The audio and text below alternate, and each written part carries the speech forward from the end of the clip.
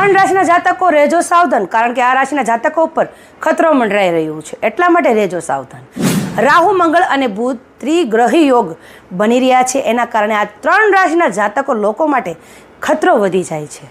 કુંભ રાશિમાં રાહુ, મંગળ અને બુધની આ યુતિ એક શક્તિશાળી ત્રિગ્રહી યોગ બનાવી રહ્યું છે, જે 11 એપ્રિલ 2026 સુધી ચાલશે. જ્યોતિષ શાસ્ત્ર અનુસાર આ યોગ આ રાશિના જાતકો માટે માનસિક તણાવ, ખોટા નિર્ણય અને અચાનક સમસ્યાનું કારણ બની શકે છે. આ જ્યોતિષીય પરિસ્થિતિ ઘણા લોકો માટે માનસિક અશાંતિ અને તણાવ લઈને આવી શકે છે.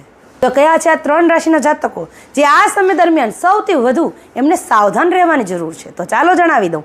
પહેલી રાશિ આવે છે મેષ રાશિ. એના માટે આ ત્રિગ્રહી યોગ તમારા કાર્યમાં અવરોધો ઊભા કરી શકે છે.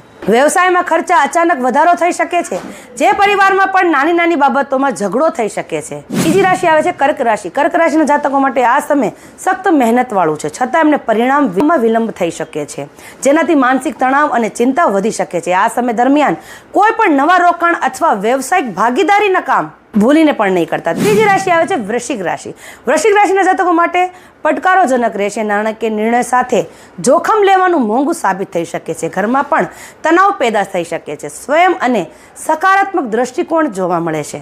પૈસા રોકાણ કરવાનું ટાળવું જોઈએ. ખાસ કરીને પરિવારમાં મંગળ અને રાહુની યુતિ તમારો ગુસ્સો વધારી શકે છે, તેથી શાંત રહેવાનો પ્રયાસ જરૂર કરજો.